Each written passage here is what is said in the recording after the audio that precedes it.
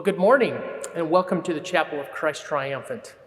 And also to all those out there in TV land that are watching via our live stream. This blended delivery allows for our community to both be here in person, but also be COVID safe, allowing many more to watch online. It also allows me to do something that I've always wanted to do. As a kid, I'd watch football games, and after a big interception or a touchdown, the excited player would come to the sidelines and the camera would view in on them and they would wave and they would say, "Hi, Mom." And so please let me. Hi, Mom. Hope you're watching. In our text today, the Apostle Paul outlines his own plight to encourage us along the same journey he is traveling. What I see is the highs and lows of following the goal of the prize of the upward call of God and the pursuit of this lifelong race towards the goal of heaven. Goals. What a powerful word. I think this is a terrifying question that can be asked of someone. What are your goals? A question a parent might have for their graduating high school student. What are your goals after high school? What are your plans? What are your plans? Is it a job? Vocational training? Is it college? What college are you going to go to? What is your major? What are you going to do for life? For some, this might seem daunting. You might feel overwhelmed. My 16-year-old son, when I ask him this question, I get that look a deer gives as the car's lights are in his eyes. Stares at that oncoming car. I ask my 12-year-old son, and he tells me his goal is something that extends no longer than a few hours and has to do with getting out of household chores. However, there are some of us who gravitate toward goals.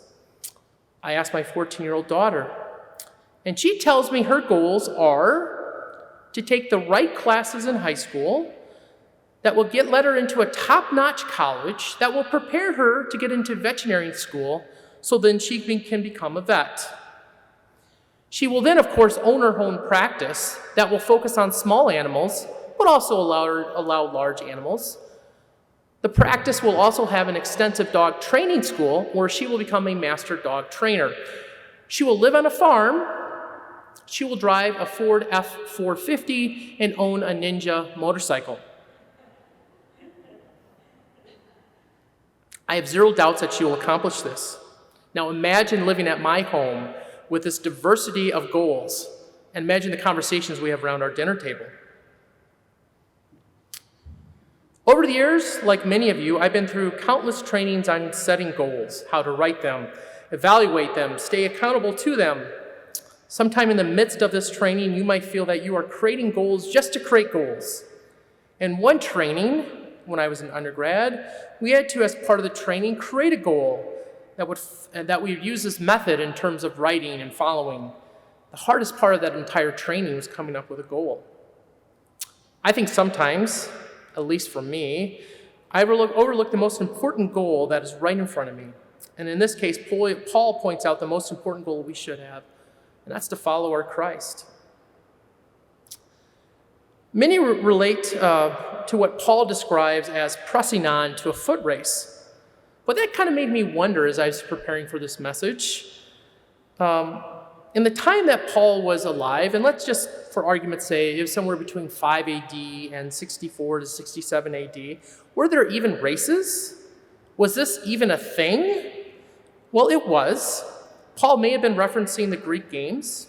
Although there was no ESPN or Sports Center, it appears these ideas of sports were used as analogies in the New Testament. Paul also lived for 18 months in Corinth, where the Isthmus Games were held every 2 years. Both Greek and Roman games appear to be very well known throughout the region. The Colosseum was built shortly after Paul's death in 70 AD, an amazing sports venue, even though we do not think it had a jumbotron. These first Greek games were also pagan festivals, which seems strange to use this as an example, But I would guess with such widespread knowledge and interest in athletics, just like today, it was a common way to explain a topic. Paul's message in this pursuit of the goal of the upward call very much might be like a foot race. That same 14-year-old daughter of mine, who has her entire life mapped out, including her vocation in transportation, is a runner. She is a freshman on her high school JV cross-country team. As she runs her race, she travels a long distance. The goal of the race is to finish. And as she runs, she works to that goal. There's times that she might stumble, she might need to walk a little bit, even get sick, but needs to continue on the path of the goal of that race. And also, just because she did great in the beginning of the race, or in the second mile, or even had to walk a while, she continues to the end to accomplish this greater goal. The previous race is over when she starts the new one. And whatever she did in that previous race doesn't matter. What's important is the race before her and what she still has to do, the completion of that goal.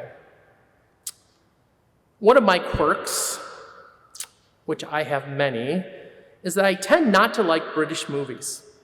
What I mean about that is a U.S. movie set in England. An example is that movie Notting Hill. Anyone heard of Notting Hill? It's an oldie. Okay, none of you. All right. In this 1999 movie set in the Notting Hill district of West London, England, an American actress, Anne Scott, played by Julia Roberts, meets and forms a relationship with a normal British guy, small bookstore owner William Thacker, played by arguably my least favorite actor of all time, Hugh Grant. It was and still a torture to watch. However, it is one of my wife's favorite movies. I'm sure many of you as well. A second British film I watched that I actually found interesting is the 1998 movie entitled Sliding Doors. This is also set in London. In this drama, we follow the life of Helen, played by Gwyneth Paltrow, in two parallel tracks, where the difference starts by either making or missing a subway and having to wait for the next subway train. I think this movie is saying that how one action changes your total outcome of life, never being able to change it. I don't think Paul's saying this here, that a failed action means that you cannot ever reach that ultimate goal, that your race is over and you cannot restart or keep going. Paul was not always the apostle serving Christ. He underwent a conversion to Christ on the road to Damascus, where prior he persecuted beyond measure the church of God. He was not a good Christian guy at all. He would become a missionary who embarked on several major trips to spread the gospel. He would even spend 2 years in prison for doing the Lord's work. In Paul's race, there was a lot of walking, standing, sitting, walking backwards in his early days. How many of us struggle and think that there's no way we can even start this race? How many of us feel that we aren't even close to being on track of meeting this goal that Paul outlines? Paul is sharing this not to brag about what he's done or how holy he is, or what we might say at my house, look at me, how cool I am, but rather just the opposite. He has not achieved this goal. He's not perfect. He has a long ways to go. Just because he was a missionary, just because he wrote many books and letters, it is not about what he's done, but yet he focuses on his future actions, on the race ahead. All of us have a long ways to go. Me, you, our most respected faith leaders like our pastors, and even Paul. When my daughter runs her races, we like to encourage her by cheering her with supportive words.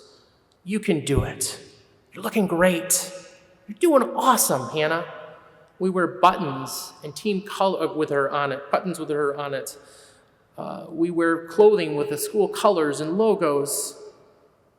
By the way, I asked her the other day, do you like when we cheer? And she remained silent like a teenager, not wanting to acknowledge that she does like it, which I think she does.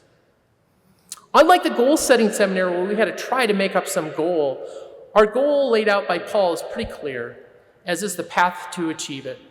However, it is not easy, and it is endless in this life. I think Paul's message is more of this.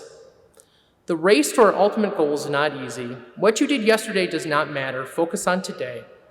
Paul's not saying, look at me, but rather what he's saying to us is, you can do it. You're looking great. You're doing awesome. And this race, more so than any Greek, Roman, or high school cross-country meet, is so worth it. And the prize is so much more than a trophy or a medal. Amen.